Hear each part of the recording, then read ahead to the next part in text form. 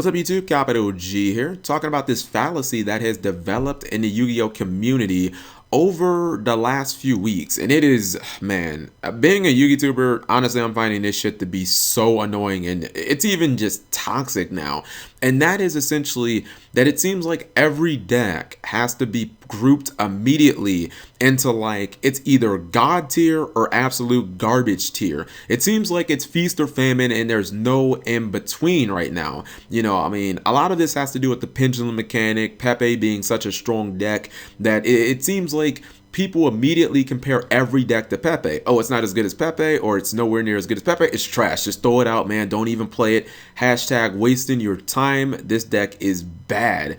And I don't really understand that, because if you look at Yu-Gi-Oh's history, you'd see that people who have that mindset have been proven wrong all the time throughout this game's history. Now, I know personally, when I'm wrong about something, I just come out and I just admit it, because, I'm a grown man, I've got dignity, but most people don't. They just either ignore it, and a lot of times the Yu-Gi-Oh community is just like to conveniently forget. I mean, I got numerous examples because I've been playing this game forever. But the thing about it is, it really seems like before people even get to understand these decks, see how they play, see their combos, see the intricacies and the ins and outs of the win conditions and whatnot, they immediately compare it to whatever the best deck is. And again, right now, we're just going to use Pepe as an example. They say it's not as good as that deck, so let's just throw it out.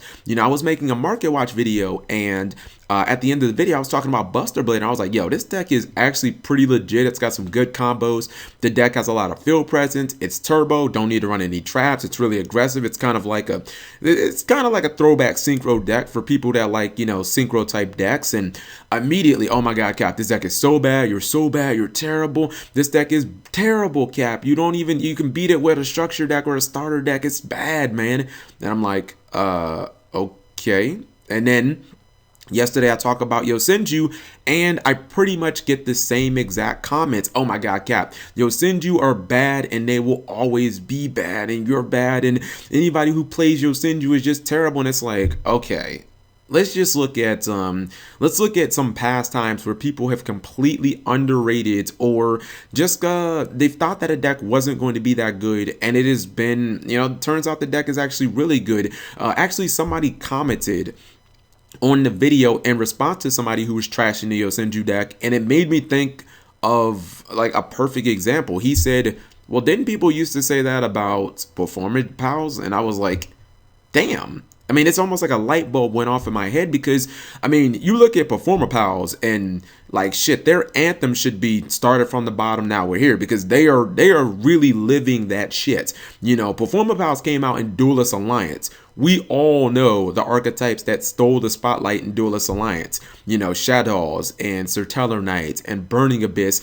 And generally, I think that Konami put Performer Pals in a position to where they couldn't lose. I mean, they gave the deck a Stratos, and then they gave it a 1-card Pendulum Scale. They gave it another Pendulum Scale that let you draw. They gave it, even more searchability with Sorcerer. I mean, they gave the deck so much shit that it couldn't like possibly fail when it had the pendulum mechanic backing it. But like, let's be real, how many people saw that coming? If you just would have given your opinions on Performer Pals after new challengers came out, like everybody would have been like, yeah, that deck is shit, it's not gonna amount to anything.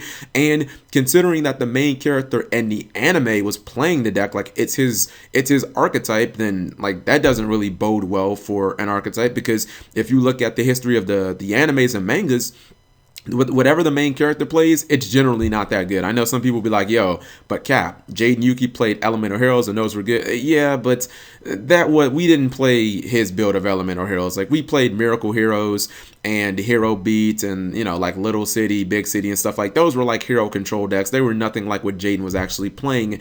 And if you look at this game's history, there will be numerous times where, a deck either was way better than what people anticipated, or you got decks that just come out of nowhere. They get like 3 or 4 cards, they get 3 or 4 new cards that end up helping the deck out, and the deck exceeds expectations like more than people could have ever imagined.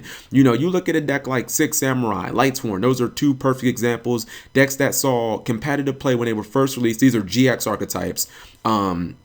Then the decks kind of, they kind of faded into the abyss. Lightsworn after Teledad and Dad Return both got kind of roughed up on the ban list. Lightsworn were shining. They were one of the dominant decks in the game, best deck in the game. They get roughed up by the ban list, and nobody really hears anything from Lightsworn for like 3 years. Next thing you know, out of the blue, we get a Lightsworn structure deck, and people are like, well, why don't we just throw in some Dragon Rulers and some Light Ray Rulers and make this shit a OTK deck? And bam, it ends up winning a YCS. It's like, who saw that coming? When you look at a deck like Six Samurai, they've gone through this numerous times where they've seen light competitive play, then they faded into the abyss. They get a couple of cards like they did in Phantom Darkness, end up winning a YCS, fall off the planet. Then when Strike of Ragnarok come out, they get Legendary Six Samurai Shin, Kagamusha, and Kageki. They've got their 3 gateways and they blow up the fucking world. And, they're basically tier 0 level with 3 gateways and Sheen at 3.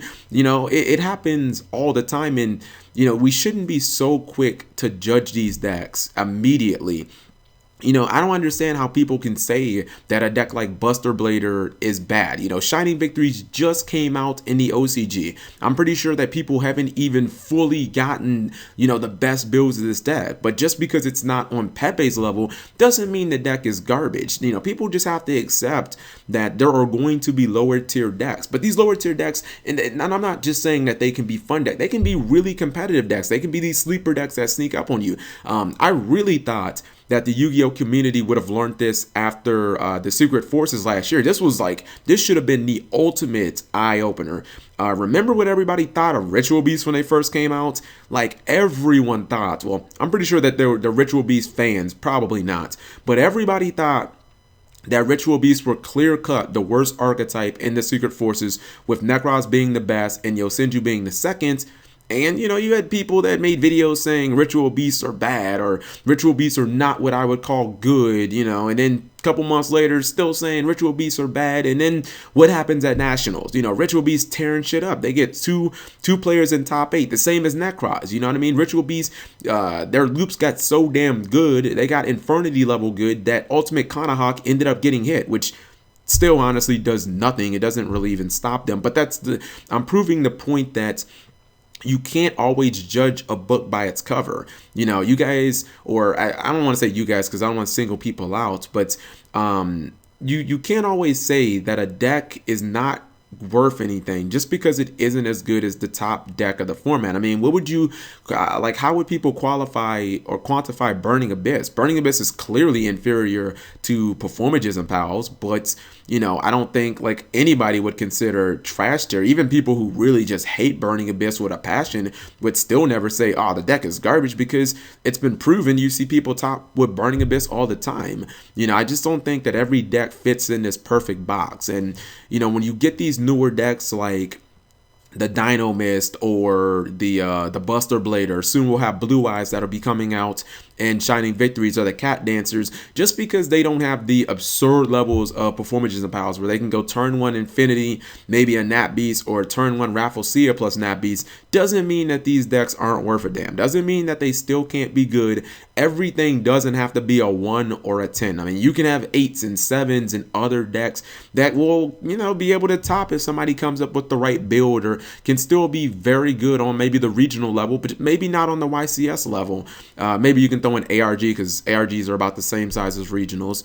You know what I mean? So I just think that the community has to ease it back with, everything that isn't Pepe or Monarchs is just garbage, or, if it's not Pepe, Monarchs, or Cosmos, it's not relevant, it's not good, and you just shouldn't play it, because it's gotten to the point where it's so toxic. It's like, man, I don't even want to talk about rogue decks anymore. I'd rather just not even talk about anything than do another fucking cookie cutter Pepe deck profile. Because, I mean, who the fuck don't know what Performages and Pals looks like? And I'm not going to be the one to deck ride Pepe. That's not me coming from a stance of I don't like the deck. That's just me coming from the stance of it's the meta. If you don't know what the top deck looks like, then, I mean, what are you doing? So you guys know, or excuse me, you guys let me know what you think, because I feel like everybody is so quick to judge now without even really knowing a lot of what these decks do. So thank you guys for watching as always.